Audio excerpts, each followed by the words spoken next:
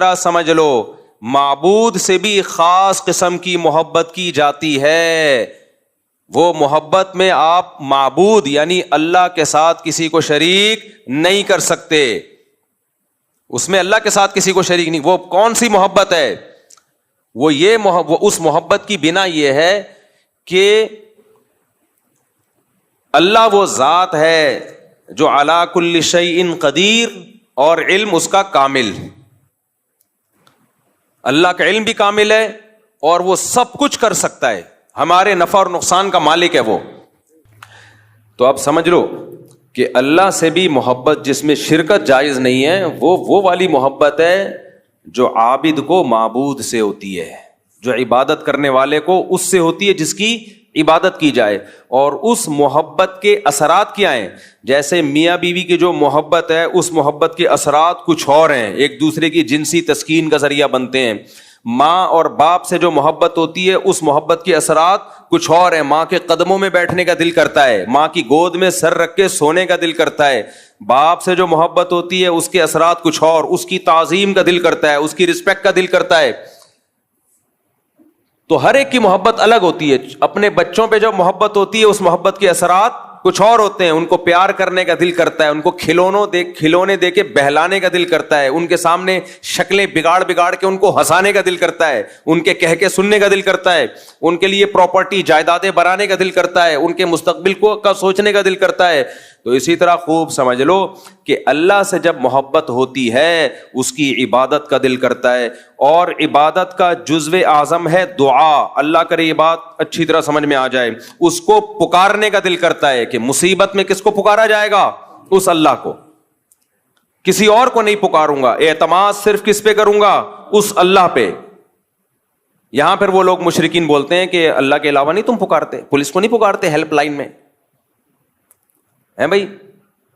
تم جب سمندر میں ڈوب رہے ہوتے ہو تو ہیلی کاپٹر وہ ریسکیو ٹیم کو نہیں پکارتے بھائی؟ یہاں پکار کا مطلب وہ پکار جو اسباب سے ہٹ کرو. ہمارے معبود کو اللہ کے پاس یہ طاقت ہے کہ جب سارے اسباب فیل ہو جائیں تو وہ ان ناکامی کے نقشوں میں کامیابی پیدا کر سکتا ہے. اور ناکامی کا کوئی سبب بھی نہ ہو, کامیابی کے نقشوں میں ناکامی پیدا کر سکتا ہے. وہ کچھ کرنے کے لیے کسی سبب اور لاجک کا محتاج نہیں ہے. جو اپنی قدرت سے کان بنا سکتا ہے, کتنی پیچیدہ مشین کھوپڑی میں لگا دی اس نے, اور کیسے ایک پانی کے قطرے میں جس کو منی کہا جاتا ہے ایسے سافٹ ویئر ڈال دیے کہ وہ ماں کے پیٹ میں رحم میں جب وہ جاتا ہے قطرہ, اسی میں آنکھ, اسی میں کان, اسی میں ناک, اسی میں دل, اسی میں دماغ, اسی میں لیور, یہ ساری چیزیں فٹ فاٹ بن کے 9 مہینے میں بچہ آیا مارکیٹ میں. اور جیسے ہی مارکیٹ میں آیا فوراً مارکیٹ میں اس دودھ بھی اویلیبل ہے اس کے لیے ماں کی چھاتیوں میں. اتنا تو دنیا کی کوئی گورنمنٹ بیدار نہیں ہوتی. اس سے پتہ چلتا ہے علی کل شیء قدیر. پہلی دفعہ اس نے کلمہ کن کی طاقت سے کائنات کو بنایا, اس کے بعد اسباب میں جکڑ دیا اس نے. اب ایک اسباب کے تحت کائنات چل رہی ہے. پہلی مرتبہ کچھ بھی نہیں تھا, کن بولا اور سب کچھ ہو گیا. بغیر باپ کے عیسیٰ ابن مریم کو پیدا کیا, بغیر ماں اور بغیر باپ کے آدم کو پیدا کیا. تبھی تو سائنسدان پریشان ہے, یہ اللہ کی قدرت کا انکار کرنے کے لیے بندر کے کھاتے میں ڈال دیا اس کو, یہ بندر سے پیدا ہوئے ہیں. پھر ان سے پوچھو بندر کس سے پیدا ہوا؟ وہ فلاں سے پیدا ہوا. وہ کس سے پیدا ہوا؟ وہ فلاں سے پیدا ہوا. پھر ہوتے ہوتے ہوتے ایک سیل کی طرف آتے ہیں, یہ کیسے پیدا ہوا؟ یہاں کے گاڑی پنچر. یہ کیسے پیدا ہوا؟ پنچر. چلو یہ اس کے بھی کوئی لاجک بنا لو, یہ ایسے پیدا ہوا. تو یہ بھی تو کسی چیز سے بنا ہے, وہ کس سے پیدا ہوئی؟ کائنات کی پہلی اکائی کیا ہے؟ یہاں کے سارے ملحد پنچر ہو جاتے ہیں, کسی کے پاس کوئی جواب نہیں ہے. پھر الٹا ہم پہ اعتراض کرتے ہیں, کہہ رہے ہیں اچھا یہ کائنات اگر خود سے نہیں پیدا ہوئی تو پھر خدا خود سے کیسے پیدا ہو گیا؟ اور بھائی اس کائنات کو ہم جانتے ہیں, یہ خود سے یہاں کچھ بھی نہیں ہوتا. خدا کو ہم اس کی حقیقت اور ماہیت کو نہیں جانتے, تو دونوں میں سے ایک کو تو فرض کرنا پڑے گا, یا تو یہ کائنات خود سے ہے ہمیشہ سے, یا بنانے والا ہمیشہ سے ہے. فزکس کے سارے لاز اس کائنات پہ اپلائی ہوتے ہیں, اور سارے لاز سارے قوانین کہتے ہیں یہاں خود بخود کچھ بھی نہیں ہوتا. تو یہ بن کیسے خود بخود گئی؟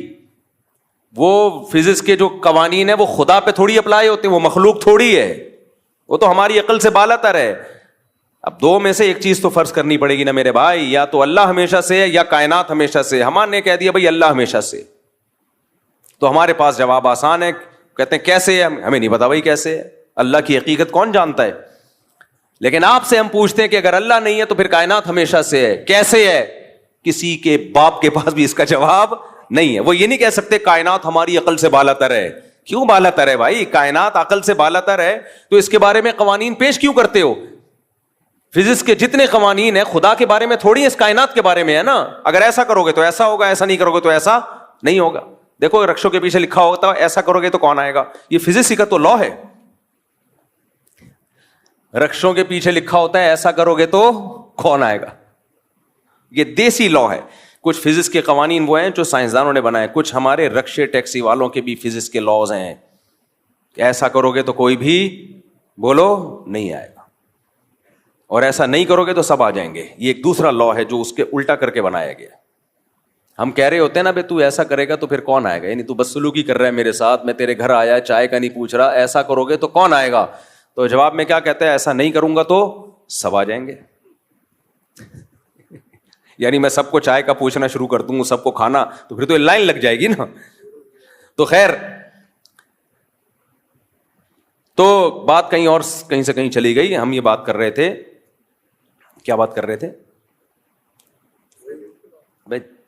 ہاں, میں یہ کہہ رہا تھا کہ معبود والی محبت وہ صرف کس کا حق ہے؟ اللہ کا. اس محبت کے اثرات کیا ہیں؟ جیسے میں نے بھی مثال دی, ماں کی محبت کا اثر الگ, باپ کی محبت کا اثر الگ. باپ کی محبت کا اثر یہ نہیں کہ گود میں اٹھا کے پیار کرنا شروع کر دو اس کو. باپ کی محبت کا اثر ہے تعظیم, رسپیکٹ, کڑوی کسیلی برداشت کرو, کبھی کبھار ایک آدھ تھپڑ لگا دیا برداشت, ابا ہے بھائی. ماں کی محبت کا اثر کیا ہے؟ اس کے قدموں میں بیٹھو, اس کی گود میں سر رکھو, کتنا مزہ آتا ہے, خاص طور پہ جب بوڑھی ماں ہو. آہا, اس سے زیادہ تو مزے کی دنیا میں کوئی چیز ہے نہیں. تو اللہ کی محبت کا مطلب کیا ہے؟ اللہ کی محبت کا مطلب یہ ہے, کیونکہ وہ بہت طاقتور ہے, ہم اس سے محبت اسی بیس پہ تو کرتے ہیں, بہت پاورفل, اور ہر چیز کا اسے علم ہے. تو پھر راز و نیاز کس سے کیا جائے؟ اللہ سے. وہ آپ کے دلوں کے بھیدوں کو جانتا ہے. کوئی پریشانی ہو سب سے پہلے کس کا دروازہ کھٹکھٹایا جائے؟ اللہ کا. یعلم خائنۃ الاعین وما تخفی الصدور, وہ آنکھوں کی خیانت کو بھی جانتا ہے, سینوں کے رازوں کو بھی جانتا ہے.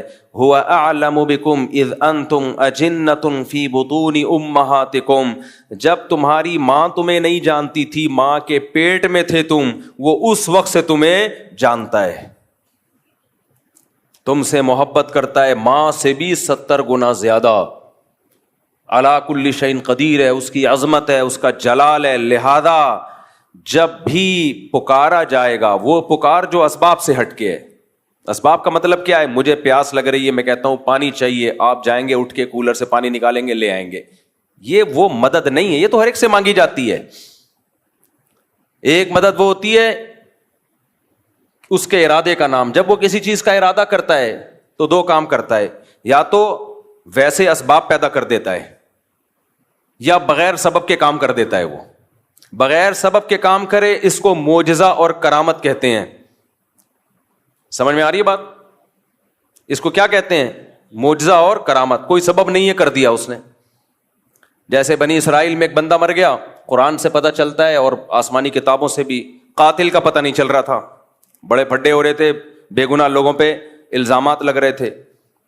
اللہ نے اس مقتول کو زندہ کیا, اور اس مقتول نے کھڑے ہو کے نام بتایا, میرا قاتل یہ اللہ نے مدد کی سبب کے بغیر. یہ ہوتا ہے یہ معجزہ. کرامت بزرگوں کی ہوتی ہے اور معجزہ پیغمبروں کا. فرق صرف اتنا ہے کہ کرامت پر ایمان ضروری نہیں ہے جب تک کہ وہ قطعی دلیل سے ثابت نہ ہو. اگر قطعی دلیل کے بغیر ہے تو اگر آپ کو بیان کرنے والے پر اعتماد ہے تو مان لیں, بیان کرنے والے کے بارے میں آپ کا خیال ہے پھینک رہا ہے لمبی لمبی, تو نہیں مانے آپ. کہ معجزے کا انکار نہیں کر سکتے آپ. لیکن قرآن میں کچھ کرامتیں ایسی ہیں کہ ہیں وہ کرامت لیکن ماننی پڑیں گی, کیونکہ بیان کون کر رہا ہے؟ قرآن بیان کر رہا ہے. اسی طرح بیان کرنے والا قابل اعتماد ہے, آپ کو پتا ہے یہ جھوٹ نہیں بولے گا, پھر بھی آپ انکار کر رہے ہو تو یہ کرامت کا انکار نہیں ہے, پھر خدا کی قدرت کا انکار ہے. میں نے شہیدوں کے خون کی خوشبو خدا کی قسم اپنی ناک سے سونگھی ہے. اب جس کو مجھ پہ اعتماد ہوگا مان لے گا یار اللہ کی قدرت ہے, بندہ شہید ہوا اور اس کے خون سے اللہ نے خوشبو پیدا کر دی. لیکن آپ کو اگر مجھ پہ اعتماد نہیں ہے, آپ کا خیال ہے یہ مولوی صاحب پھینکو ہیں, تو نہ مانو آپ. لیکن آپ کا خیال ہے کہ مولوی صاحب پھینکو نہیں ہے, کیوں پھینکوں گا بھائی, کیوں جھوٹ بولوں گا میں, اتنی بڑی قسم مسجد میں ممبر پہ بیٹھ کے کیوں اٹھاؤں گا. اس کے باوجود بھی اگر آپ انکار کر رہے ہو کہ نہیں جی شہید کے خون سے خوشبو آ ہی نہیں سکتی, تو پھر یہ ہمارا انکار نہیں ہے, پھر یہ خدا کی قدرت کا انکار ہے. یہ وہی لا مذہبیت ہے, الحاد ہے, جس کی بیس پہ لوگوں نے خدا کا انکار کیا ہے.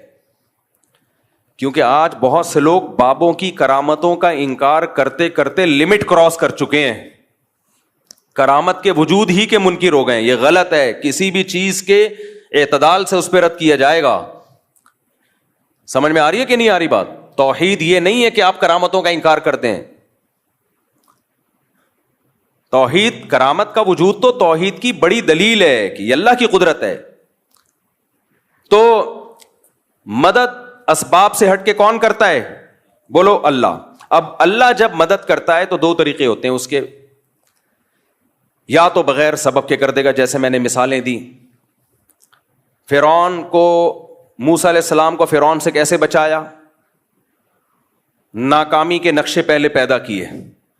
حضرت موسیٰ علیہ السلام نکلے بنی اسرائیل کو لے کر, گھوڑے پہ جا رہے ہیں, دوڑتے ہوئے, راستہ بھلا دیا اللہ نے, صحیح ہے نا, آگے پانی ہے, سمندر ہے, پیچھے فرعون. بنی اسرائیل نے کہا انا لمدرکون, مارے گئے, بس آگے پانی, پیچھے اتنا بڑا لشکر گئے. اب اسباب کی دنیا میں بچنے کا کوئی چانس تھا ہے بھائی؟ امپاسبل. موسیٰ علیہ السلام کا اللہ پہ اعتماد, تو یہ جو اعتماد ہے یہ ہے وہ محبت جو کس کو دی جا رہی ہے؟ معبود کو.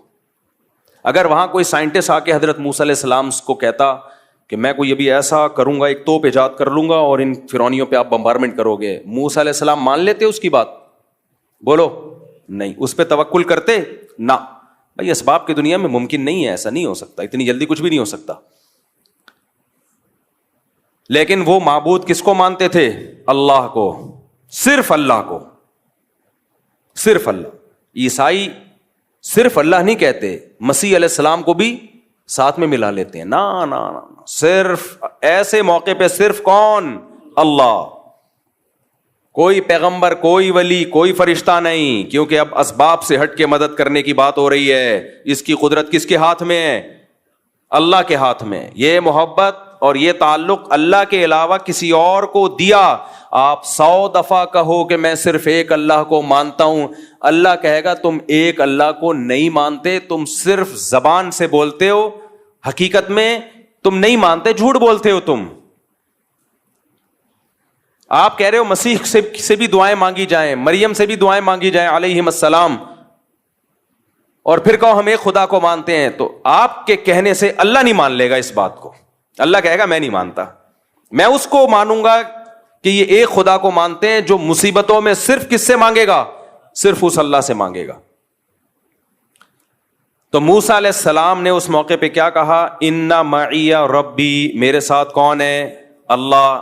کیا مطلب؟ وہ مدد کرنا چاہے گا تو کر دے گا. حضرت موسیٰ کے علم میں بھی نہیں تھا کہ کیسے کرے گا, کیونکہ اب تک تو حضرت موسیٰ نے لاٹھی کو سانپ بنتے ہوئے دیکھا تھا نا, تو یہ لاٹھی سانپ بن کے کتنے فرعونیوں کو کھا لیتی بھائی؟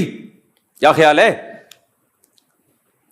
پیچھے سے سینکڑوں ہزاروں کا لشکر آ رہا ہو اور آپ کے ہاتھ میں ایک اژدہا ہو, وہ اژدہا کچھ کر لے گا؟ کچھ بھی نہیں کر پائے گا. وہ کتنوں کو کھائے گا وہ؟ بلکہ آنے والا سب سے پہلے اژدہا پہ وار کرے گا کہ پہلے اس کو قتل کرو. تو اللہ مدد کرتا ہے بعض دفعہ بغیر سبب کے, کہتا ہے چلو بھائی. اللہ نے پھر موسیٰ علیہ السلام کو وحی کی کہ یہ لاٹھی کو آپ پانی پہ ماریے. حضرت موسیٰ نے لاٹھی پانی پہ مارا, پانی پہ ماری اور فکان کل فرق کالطود العظیم، وہ جو پانی تھا 2 پارٹ میں ڈیوائڈ ہو کے پہاڑوں کی طرح کھڑا ہو گیا، سارا جمع ہو گیا ایک طرف۔ اس سے بھی پتہ چلتا ہے کہ معجزہ ہو یا کرامت ہو، اس میں ولی یا پیغمبر کے ارادے کا دخل نہیں ہوتا۔